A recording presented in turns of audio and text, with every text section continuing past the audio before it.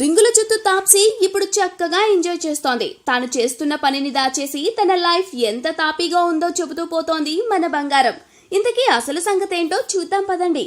దాదాపు ఒక 20 రోజుల నుండి లండన్ లోనే ఉంటుంది తాప్సీ.